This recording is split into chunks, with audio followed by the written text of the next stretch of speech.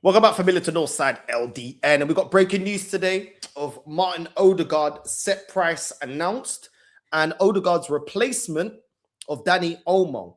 Now, make sure you're liking and subscribing, hitting the bell notification. Every day we go live. Every day we drop videos and content around transfer news surrounding Arsenal Football Club. But today we've got Odegaard has got a set price of 80 million. That's what is being reported today. The Arsenal have put a set price of 80 million for Odegaard, for anyone that wants to get Odegaard away from Arsenal. And that Dani Olmo is going to be the replacement, and Arsenal are ready in a bid of 55 million pounds to prize away Olmo from Barcelona. Now, let's get into Odegaard, Mr. Captain. I feel like the last 2 years of Odegaard has been underwhelming. I don't think he's been that great. I think his performances haven't shown captain or leadership level. I think he has crumbled under the competition of Eze to fight for that number 10 role, a starting role. Even when Odegaard has started the last 2 seasons, he hasn't impacted the games in the way that he should. You know, and Arteta has been, massive advocate for Martin Ødegaard. Even Arteta has been subbing him off. I've never seen a captain be subbed off so much as I've seen Odegaard getting subbed off. So I think Odegaard right now is in a very grey area. He's on big wages. He keeps getting injuries, and his impact on the team has been diminished. And the first sign of getting real competition, Fabio Vieira was never competition for him. You know what I mean? Ethan, Arteta really wasn't giving Ethan the opportunity. We loaned him out to Marseille. I think now there's an argument to say Ethan should be our second option in the number 10. I think Ethan is more impactful. I think he goes forward better. He travels with the ball better. Yeah, he's actually more press resistant.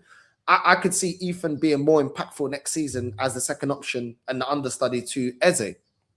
Now, Odegaard, I'm just not seeing it. Getting subbed off, injuries, inconsistent, not impacting the team, not driving the team forward, not creating enough, not linking up with our new striker and Gyökeres, not building that partnership. For me, I just don't see what Odegaard's bringing to the team. And for Arsenal to slap 80 million on Odegaard, I think is wishful thinking. I'll be real. I think that's wishful thinking. I don't think we're going to get anywhere near 80 million. I think we can probably get 50 million, maybe 50, 60 at a push. But with everything that's, going against Odegaard, I mean, yeah, he got the captain armband, but we know that his performances are not captain material. Whether you like Odegaard or not, you can't say the last 2 seasons of Odegaard has been good enough in terms of as an individual. Obviously, we had a great season. We won the league. But at the same time, Odegaard, the way he's getting subbed off in finals, the way he's getting subbed off in games all the time, and he looks a bit disgruntled. There's reports saying that Odegaard apparently is not happy with his position in the team. He's not happy with the fact that he's not playing week in, week out. I think it's been a massive reality check. I think Arsenal going out and getting Eze has been a massive reality check to Odegaard that you're going to need to step up to the plate, or we're going to have to get rid. Now, even though his wages are mad, we did win the Premier League, which helps in terms of us selling him on because he is a Premier League winner, regardless. And the fact that he's not old. You know what I mean? He's supposed to be hitting his prime. He's in his prime years. But at the same time, I would cash in on Odegaard. I think there's other options out there. I think Dani Olmo would be great. 55 million, I think, is a steal.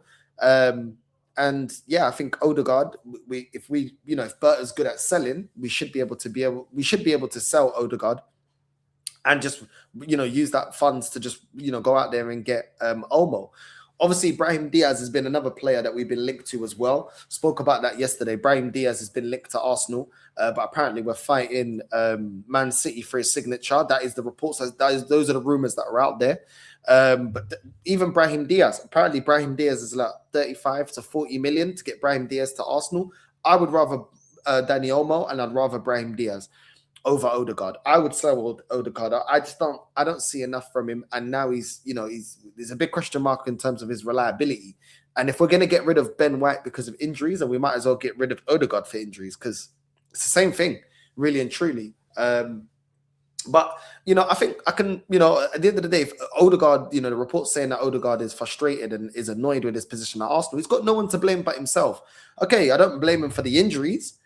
I think Arteta, had too many years where he just left Odegaard without any competition, and that's what bred Odegaard becoming complacent. But at the same time, Odegaard needs to look at his performances, and it hasn't been good enough. it hasn't been good enough. And I just think we've moved past needing Odegaard, in my opinion. I think there's just better options. I don't want Odegaard stopping Ethan's development. For me, I think this is Odegaard's level.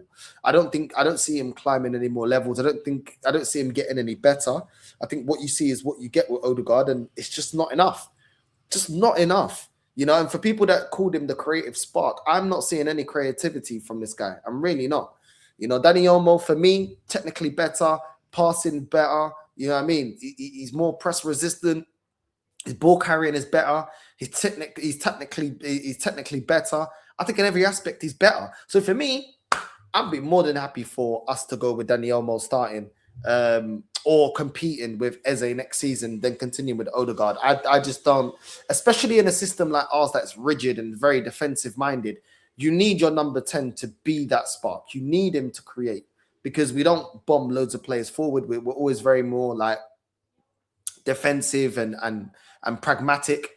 You need a number 10 that's going to create things out of nothing. And I just don't think it's I just don't think that he's that. You know, I just don't think that Odegaard is doing what he needs to do. And that's why for me, I wouldn't keep Odegaard if a good bid comes in. I personally would get rid.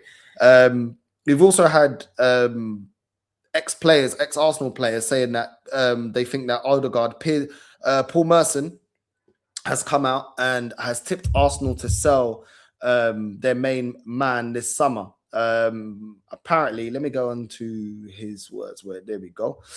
Paul Merson said, "It's madness for me to say this, but they probably will be thinking about selling Martin Ødegaard. But for me, I still think there'll be teams queuing around the block for him. When you play in the position that Odegaard plays in, you're screaming out for pace up front. You have to have pace. Sorry, you have to have pace. It's got nothing to do with pace. I can't lie. I disagree with this. I don't think it's got anything to do with pace. It's got to do with Odegaard not being, not having the ability and not being brave enough to create, you know, the opportunities and to go forward and to be, you know, and to be braver in the way that he plays and drive forward and get players involved. I didn't see him build anything between him and Gyökeres. You want your number 10 and your striker to have that kind of good relationship where they understand each other, they know where they're going to go, they know where the movement's going to be and everything else like that.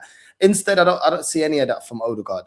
I'm really underwhelmed of Martin Ødegaard, really underwhelmed of his performances. And if we're going to call out Ben White, then we have to keep it honest about Odegaard. Do I see Odegaard leaving this season? For some reason, I don't. I think Arteta will keep hold of Odegaard. He seems to love him. I think that documentary that we put out was ridiculous. I think it was just PR for Odegaard because he's been so poor. I just think Odegaard he's just been really poor. Just not been good enough, innit? He's just not been good enough, and I think he needs to step up. And I think if he was honest, he would look at his own performances and say it hasn't been good enough. He can talk about injuries all he wants, but he's been bad for now 2 years. He's been bad for 2 years now. So yeah, it's one of those ones. I don't know. But Dani Olmo, I don't know how much, you know, is really in this rumor. Like I said, I take all these rumors with a pinch of salt.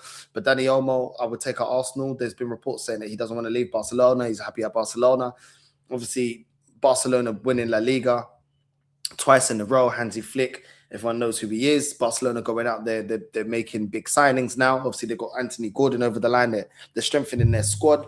But there's other reports saying that he's frustrated with his game time and he would want a lot more game time. Now, does Dani Olmo start over Eze?